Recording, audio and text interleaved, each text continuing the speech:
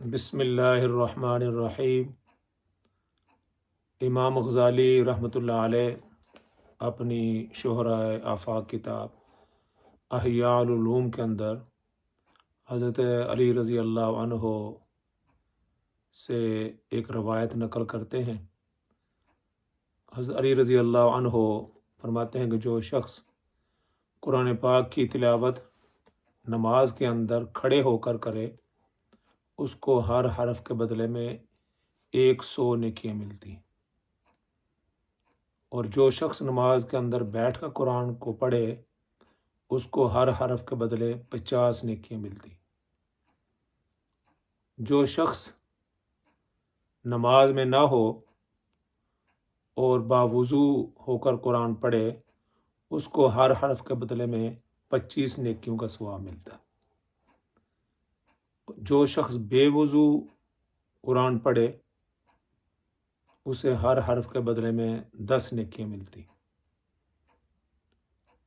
رات کے قیام کو زیادہ پسند کیا گیا ہے، اور فرمایا کہ رات کو قیام کی حالت میں پڑھے تو سب سے بہتر ہے۔ قم اللیل الا قلیلا۔ اللہ رب العزت اپنے محبوب حضرت محمد مصطفیٰ صلی اللہ علیہ وسلم کو فرماتے ہیں کہ ہمارے محبوب قم اللیل الا قلیلا، تھوڑی دیر رات کو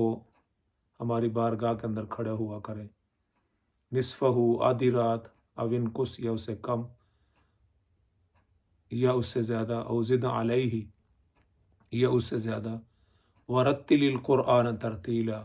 اور قرآن کو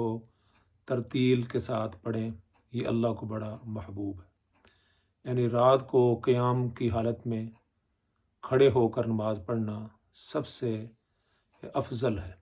اور اللہ رب العزت کو یہ محبوب ہے۔ رب تعالیٰ اس کی تلقین بھی فرماتے ہیں اور اس کو پسند بھی فرماتے ہیں، جس طرح میں نے عرض کیا کہ قم اللیل الا قلیلا، کہ رات کو کھڑے ہو کر اللہ کی عبادت کرے اور قرآن کی تلاوت کرے۔ حضرت ابو ذر غفاری رضی اللہ تعالیٰ عنہ فرماتے ہیں، دن کو سجدوں کی کثرت اور رات کو قیام افضل ہے۔ یعنی دن کے اندر آدمی زیادہ سجدے کرے، سجدے سے مراد یہ ہے کہ نوافل نماز ادا کرے، اور اسے زیادہ سے زیادہ سجود کی کثرت کرے، لیکن رات کو سجدے نہیں، رات کو اللہ کی بارگاہ کے اندر کھڑا ہونا یہ زیادہ افضل ہے، کیونکہ اللہ رب العزت فرماتے ہیں قم اللیل الا قلیلا، اور اس کے اندر آپ کھڑے ہوں اور کھڑے ہو کر اللہ کی عبادت کریں اور قرآن کی تلاوت کریں، تو یہ اللہ رب العزت کو انتہائی محبوب ہے۔ رمضان مبارک کے اندر تو انسان کوشش کرتے رہے کہ وہ دن کو روزہ رکھتے اور رات کو تراویح کے اندر نماز تراویح کے اندر قرآن کو سنتے رہے، لیکن جو ہی رمضان ختم ہوا تو دن کے اندر روزہ بھی گیا اور رات کا قیام بھی گیا اور قرآن حکیم کی تلاوت بھی گئی۔ تو یہ رمضان مبارک کا مہینہ